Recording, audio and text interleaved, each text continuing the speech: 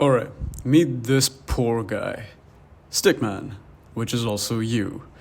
He's been told his entire life that the only way to make it is to study for 8, maybe 10 hours a day. Basically, academically waterboard himself. But here's a plot twist nobody tells him. Or you. School sold you the idea that more hours equals more success. Spoiler alert, that's bullshit. In the next 5 minutes, I'm gonna show you why studying less can actually make you smarter, faster, and a hell of a lot happier.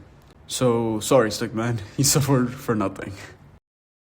So, I was recording 2 different videos about a completely different topic, but then a YouTube video came up in my suggestion, and I thought I'd give my take on it, meaning like I can make the video for you instead of you watching that other video. So, let me tell you a story. I used to be brainwashed by the school system and everyone in the school system telling me that I had to study for 8, 9, 10 hours a day just to get like a good grade. And because of this quantity-based idea, I never got to doing it because the task was so big. And you know the top students in your school, they don't study as much as you think.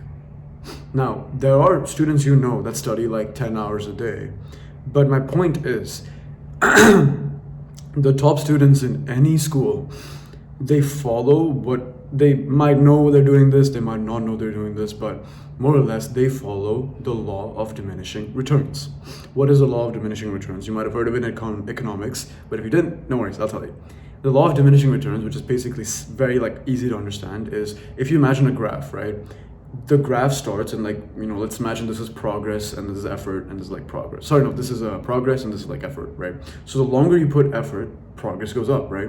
But after a while, it peaks and then it falls into a kind of baseline right here. So if this is the bottom, right? The bottom of the video you're watching, if this is the bottom, when you start putting in the hard work for whatever you want to do, let's say it's studying, let's say it's working out, whatever. Initially, especially with working out, initially, you get a lot of progress very fast. So not much time passes and you get peak progress. It peaks for a while and then it falls into some sort of low level baseline. If this is the bottom and there's nothing, there's a low level baseline that it follows. This is the law of diminishing returns, meaning the longer you work at something, the same effort doesn't produce as much results as you think it does. Now, why am I telling you this when it comes to studying or working out or whatever?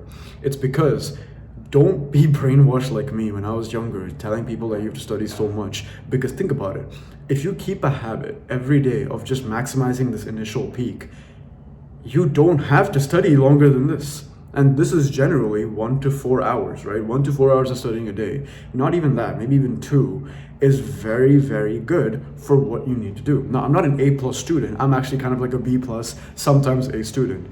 But considering I used to be a dumbass in school, I used to fail everything, right? If a teacher is watching this that was in my school, and I know some of them watch my videos, they know that this is true. I'm not even trying to insult myself. I'm not trying to be self-deprecating, but this is basically the truth, right? And I used to fail, and I used to be just average, right? Barely even average. But now I'm a pretty okay B+ A student, which is 70 to 90%. Now how? I study less than I did before.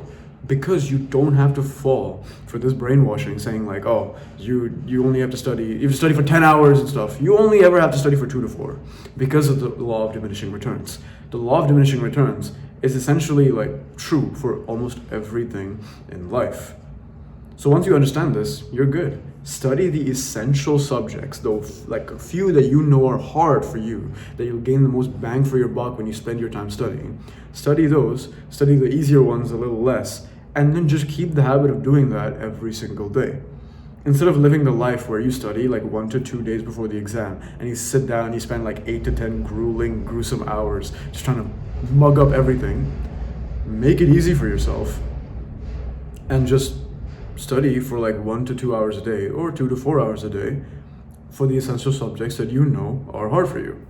And this is why the top students are never tired, because the top students gain the most bang for their buck and they move on with their day. They get ready, in the start of the day, they set up everything, they study with 1 to 2 hours or 1 to 4 hours, and then move on with their day. They're happy, they're energetic, they don't have bad mental health, they're not sleep deprived. They are completely healthy, happy, and energetic people while still being top students. While everyone else is struggling, clawing at the dirt in the wall, trying to figure out how to climb this thing, when they're trying to study for like 10 hours, thinking that because everyone back in the day told me that that was the best tactic, it's gonna be the best tactic. I'm proof that it's not, right? Like, I'm not the greatest student, I'm not gonna like toot my own horn. But I used to be failing. I used to fail subjects, and it was sad. And I used to study longer than I do now, and I do harder subjects now. So you can imagine, you see my confusion here. I study less now, but I do it in a smart way. But I get more grades. I used to get like 30, 40, 50, 60%. Now I'm 70 to 90, even though the quantity that I'm doing is less. It's because it's not about the quantity, it's about the quality. If you like this video and you want to see more, click the like button. And if you want to see more right now, click the subscribe button and my face down there. If you want to see a video that YouTube thinks you really like, click this video right here and it'll pop up in front of you. And I hope to see you in the next one. Bye.